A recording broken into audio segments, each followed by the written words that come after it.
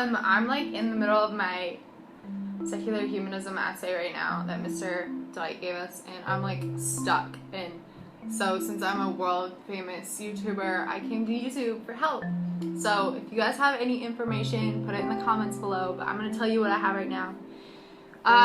So secular humanism, I completely failed there, but is this movement that happened in 1350, and it was like, well, I copied off of some guy on YouTube who said it was the belief that education should focus on non-religious secular subjects. So I did more research, and like I found out that there's like a couple historical figures, and one of them is this guy named Machiavelli, and apparently he wrote this book called The Prince, which is really famous, but since I didn't know about it, I guess it's not that famous.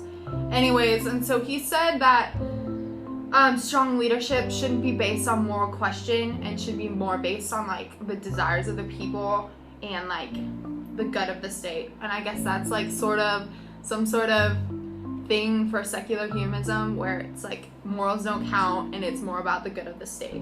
Okay, so I'm like still stuck on several requirements for this paper, and I just ran into John, who I figure must have all the answers because he's apparently really smart. Hey John, I need some help on this stupid essay. Do you mind helping me out? Sure. I probably don't know the answer, but I can try. What do you have? Do you know who or what God is based off of in a secular humanist perspective? That's easy. There is none. What? Really? Yes. Some might even go as far as to say that if you do believe in a God, you can't be a true secular humanist. Well, how do I make that into like 4 paragraphs for my paper? I'm not that smart, sorry.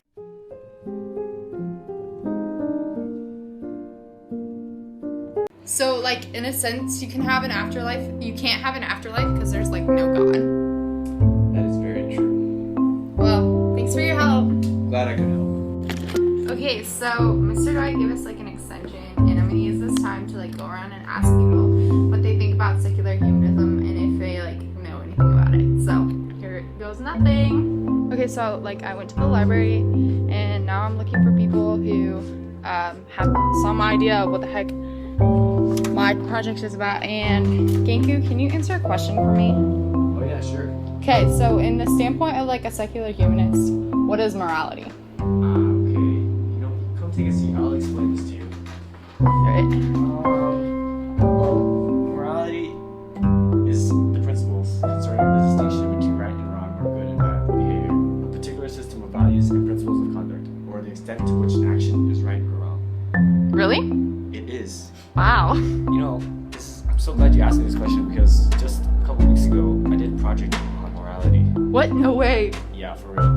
I made a video. Would you like to see it? Yes, It please. might help you learn about morality and secular humanism. Yeah. Alright. Thank you. Alright, take a look.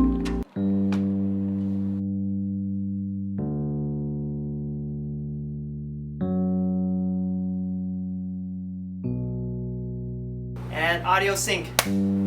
Get off your little butt, you little baby. The whole world waits you. Success ain't gonna chase you. First, you gotta know your morals.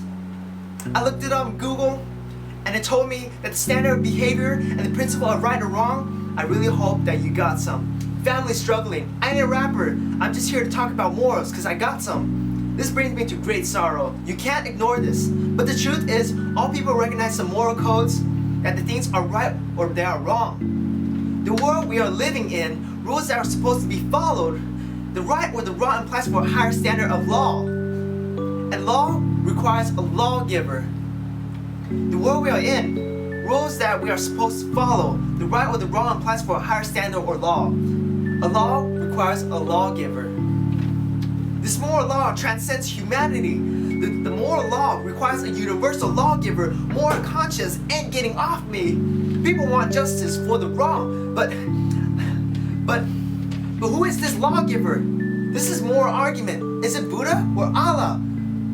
I believe in this universal lawgiver, and I believe in He is the God, the creator of the Father of the all, and He taken with a grain of salt. But the truth is, we will always stand towards the end. It is not the morals that people are afraid of. It is not to the end that people will realize when you have to reflect on your life that you will be on your last word, be like, where did I put my last morals? Why did you put your morals there? People don't choose morals. Morals choose you. Kinda ironic, ain't it? Let me tell you something. All these people doing the good things, what is it actually about? What about us? What about we? Did you know that you can believe in the good and still not believe in God? You know, I learned a fact about morals the other day. I learned that, you see, most of us are afraid of doing the right thing. You kind of want to be a good husband. You kind of want to do the right. You kind of want to lead a ministry for the poor. You kind of want to do those things, but where are your morals? Have you asked yourself about that? Just remember, if you want morals, you can choose between path of bad morals or path of good morals.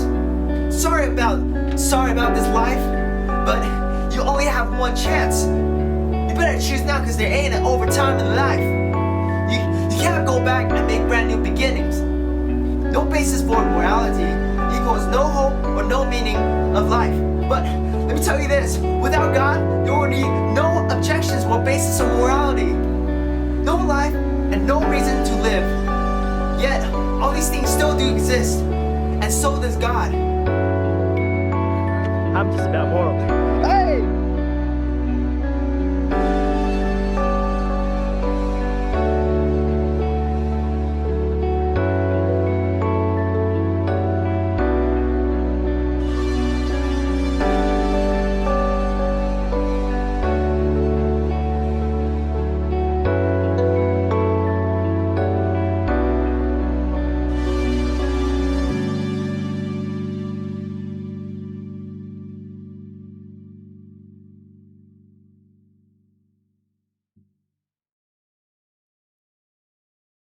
Okay, so that was like super helpful. But I still have a few more questions. And oh, Cha-Ching, can you answer a few questions for me? Oh, sure. Okay, so like in the standpoint of a secular humanist, what is a person? In the standpoint of a secular humanist, I guess a person is very different from like a machine. We just happen to be a complex machine with wiring within us, and then we function the way we do because of the way we're made. There's no particular reason. It just happens. Okay, so like why are we here then?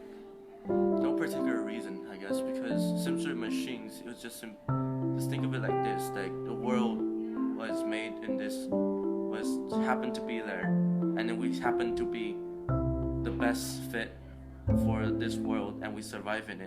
So we're just in it because we can be. And that's it?